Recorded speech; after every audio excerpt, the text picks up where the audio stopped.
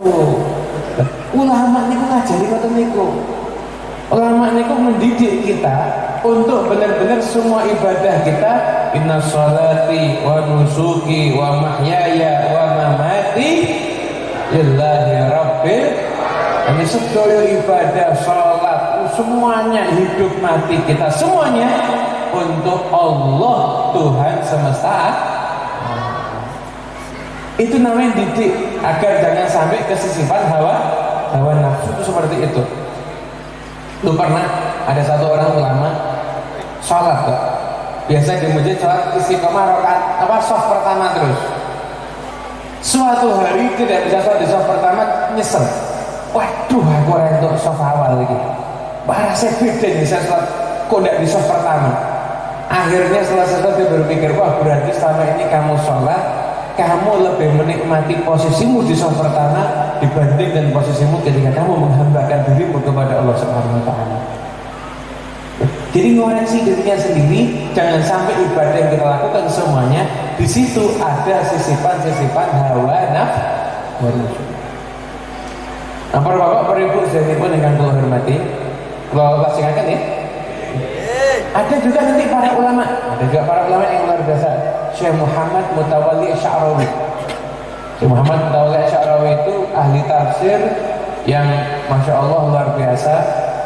Beliau itu kalau menurut Habib Anis adalah mujaddid fi ilmi tafsir fi hadzal zaman. Pembaharu ilmu tafsir di zaman ini. Syekh Muhammad Mutawalli Asy'arawi. Ya masih ingat dulu kita kalau pulang Jumatan, kan kita di Solo itu kan Jumatannya biasanya jalan ke Masjid As-Sekaf. Terus selesai Jumatan itu cepat-cepat pulang, karena dulu kan belum ada YouTube. Karena mau lihat parabola, mendengarkan ceramah Syekh Muhammad Mutawalli Asy'arawi. Jadi orang yang luar biasa, Syekh Muhammad Mutawalli Asy'arawi. Beliau itu pernah datang ke satu tempat, dari pengawasan itu. Datang ke satu tempat, saking senangnya warga itu. Begitu beliau masuk kampung, boten disambut ngagem al-badru tak boten. Sak mobilnya dijunjung gitu. Mobilnya dijunjung sampai ke dekat lokasi pengajian. Saking senangnya orang-orang di kampung itu kerawuhan Syekh Muhammad Mutawalli Asy'arawi. Seorang bayangin tadi, ini ampun dipraktek kayak gini. Praktek nggak remuk apa yang junjung mobil. Itu mobilnya dijunjung, saking senangnya itu. Sak kampung junjung mobil. Pulang dari situ mampir ke SPBU. Saya mampir sebentar dari SPBU sampai di sana, masuk kamar mandi. Anaknya nunggu lama di kamar mandi, gak biasanya nih. Datangi ke kamar mandi ternyata masih mosek WC. Tanya lu, kenapa kok mosek WC? Iya tadi waktu mobil dijunjung sempat saya tuh merasa diri saya tuh hebat. Sekarang saya mau mengajar nafsu saya. Kamu tidak lebih dari pembersih kamar mandi. Apa yang hebat dari dirimu? Itu namanya usaha untuk menjaga hati. Dan kita ini harus kadang-kadang merasa seperti ini. Nah seperti ini, jangan sampai ibadah yang kita lakukan itu kadang-kadang ada susupan-susupan daripada hawa nafsu. Dan jangan sampai kita itu terkotori dengan penyakit hati. Nah, menjaga hati ini memang beratnya luar biasa. Beratnya luar biasa. Makanya sampai ulama Imam Ghazali itu buat kitab Ihya itu rata-rata itu isinya babakan untuk penjagaan urusan hati. Sombong itu penyakit timbul karena apa? Dan setelah itu obatnya apa? Itu semua diterangkan oleh Imam Al-Ghazali. Ini pun diterangkan oleh Imam Al-Ghazali. Para bapak, para ibu yang kula hormati, untuk urusan menjaga hati ini, itu ada satu kitab ini yang sering saya baca. Jadi saya sudah pernah hatam, terus saya baca lagi seperti itu. Judul kitabnya Idhahul Asrar Ulumil Muqarrabin. Idhah menyingkap asrar rahasia-rahasia ulum ilmu-ilmu al-muqarrabin para wali. Yang tulis kitab ini Habib Muhammad bin Abdullah Al-Idrus. Nah, beliau ulama, tinggalnya di India, di daerah Surat di India. ada surat di India. India itu eksital pun dulu itu. Surat ya apa? Ada surat di India. Ini kitab lagi favoritnya Habib Abdullah Al-Haddad. Jadi Habib Abdullah Al-Haddad niku kula waos teng biografi ini pun punya banyak kitab favorit ya. Di antaranya beliau niku kalau ngaji keliling dari rumah beliau Al-Haddad itu sampai sekolah niku puncak betul-betul ngaji. Yang sering beliau itu baca kitabnya itu Sahih Bukhari biasanya. Saking remennya kali Sahih Bukhari, Habib Abdullah Al-Haddad niku ketika meninggal dunia yang diucapkan terakhir dari lisannya adalah hadis terakhir Sahih Bukhari. Itu dua kalimat yang ringan di mulut, berat di timbangan amal, dicintai oleh Allah. Subhanallah wa bihamdihi, subhanallahil azim. Itu yang diucapkan ketika beliau meninggal dunia. Hadis terakhir Sahih Bukhari. Tapi Allah juga favoritnya itu kitab ini. Itu Al-Asrarul Muqarrabin itu. Di kitab ini dikisahkan dulu pernah di zaman Bani Israel itu ada seorang ulama yang karangan kitabnya itu banyaknya luar biasa. Banyak luar biasa. Ulama ini dimana-mana dihormati, dimuliakan, disanjung-sanjung.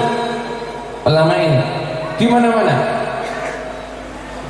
Sampai akhirnya suatu ketika Nabi di zaman itu mendapatkan wahyu dari Allah Subhanahu wa taala, sampaikan ke orang alim tadi bahwasanya semua ilmunya, karangan kitabnya dan apapun yang dilakukan selama ini belum bisa untuk mendatangkan keridhaanku kepadanya.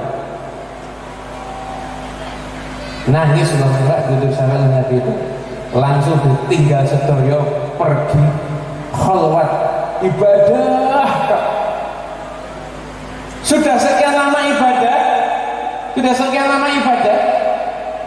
ternyata Nabi Bani Israil disampaikan dapat wahyu lagi dari Allah, sampaikan kepada dia, sampai sekarang dia belum mendapatkan keridhaanku. Sampaikan lagi, dicari putih-putih itu buatan ketemu, ternyata di gua adanya. Di gua. Sampai ada di gua disampaikan, kamu sampai sekarang masih belum dapat ridho Allah. Nangis lagi ulama ini, akhirnya doa terus sampai akhirnya mendapatkan ilham. Ulama ini akhirnya beliau keluar dari gua, setelah itu kembali ke aktivitas yang ngajar seperti biasa, tapi setiap hari beliau itu ke pasar dan menolong setiap orang yang kesusahan di pasar.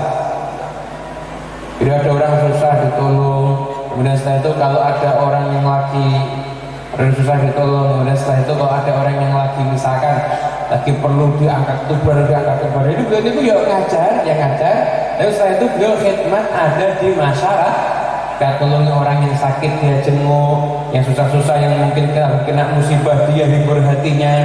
Setelah itu beliau lakukan, maka ketika itu Nabi Bani Israil mendapatkan wahyu dari Allah, sekarang dia telah mendapatkan keridhaan itu. Jadi Allah itu senang ketika kita itu beribadah, ketika kita itu berdakwah, ketika kita itu hidup, tujuannya adalah gimana caranya kita semuanya mendapatkan ridho Allah Subhanahu wa ta'ala, dan semua dilakukan dengan tulus, memang benar-benar karena Allah Subhanahu wa ta'ala. Itu yang akan mendatangkan keridhaan Allah Subhanahu wa ta'ala. Kadang-kadang yang ngapunten, ketika kita punya satu hal yang menurut kita itu membanggakan, wah aku iso istiqomah saben dinten niku salat tahajud, umpama ya, itu kadang-kadang mungkin betul di kebiasa, ketika itu menjadikan kita akhirnya memandang remeh orang lain. Ketika itu akhirnya menjadikan kita merasa jadi kita itu orang yang mulia. Jenengan misalkan punya keunggulan macam-macam dari segi ilmu, segi ibadah, atau apapun juga, yang sing luwih nganyel kene iku wis ora duwe keunggulan tapi ojek sombong. Banyak ini. Cara itu kan ada prinsip biarkan miskin asal sombong. Ada sugih sombong itu kan masih mending ya. Sugih sombong masih ada itu ya. Tapi kalau melarat sombong itu kan susah itu ya. Itu hampir nggak ada obat. Hampir nggak ada obat. obatnya nih kok. Ada obatnya. Makanya sampai-sampai ada ulama itu mengatakan ada beberapa hal yang tidak ada obatnya. Di antaranya orang sakit campur tua. Ini susah ini obatnya ini. Sakit campur tua. Obatnya namanya tunggal Israel ini. Yang kedua, melarat campur males. Ini melarat rajin mesti mending. Melarat males. Yang ketiga, musuhan campur hasud. Ini ada obatnya juga ini. Musuhan campur hasud, ada obatnya nih. Nah, jadi kalau sampai kalau sampai orang itu ngapunten dalam ibadah pun juga dia hanya merasa sombong, merasa hebat, merasa wah saya itu punya segalanya. Hati-hati, sombong itu berbahaya. Silahkan jenengan sombong kalau jenengan punya sesuatu yang nggak bisa diambil sama Allah baru boleh sombong. Ada nggak? Sesuatu yang nggak mungkin diambil sama Gusti Allah. Konten. Kalau nggak ada, semua yang bisa diambil sama Allah berarti tidak ada yang pantas untuk kita sombongkan. Mungkin insya Allah kita saya dikantuk barakah rahmatipun Gusti Allah Subhanahu wa Ta'ala. Maka perbanyaklah kita ngaji, banyaklah kita zikir, banyaklah kita berdoa agar kita semuanya menjadi orang-orang yang hatinya bersih.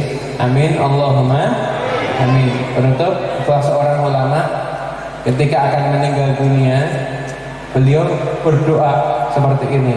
Saya nggak minta keturunan saya jadi ulama, semuanya nggak minta. Saya nggak minta keturunan saya jadi orang kaya, tapi saya minta satu, keturunan saya semuanya menjadi orang-orang yang hatinya bersih.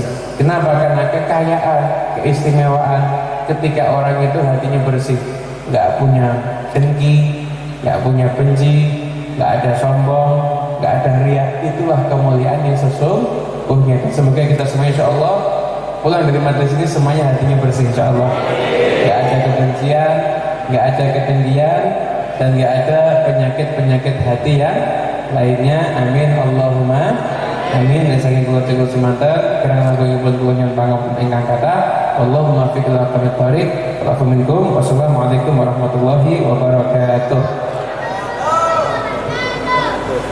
Sallim ala Sayyidina Muhammadin miftahi babi rahmatillah adada ma fi ilmillah salatan wa salaman daimaini bidawami mulkillah wa ala alihi wa sahbihi. Allahumma ja'al fi ta'atika farahi wa sururi wa fi mardatika jami'an umuri bihaladi wa mutali ala sarairi wa niyati ikdi jami'an hajati waghfir dunubi wa sayyiati wa tajawaz an khati'ati wa zallati wa taqabbal jami'an hasanati wa samihni fima madha wa ayati fadubni fi diwani sadati wasluk bi sabila najati fi hayati wa mamati. Allahumma inni tami'un fi atak rahibun fi ridhak mustaslimun li qadak faktubni min awliyak wasluk bi sabilal hudak wa alhimni bi asfiyak wa sallallahu ala sayyidina Muhammadin wa ala alihi wa sahbihi wa sallam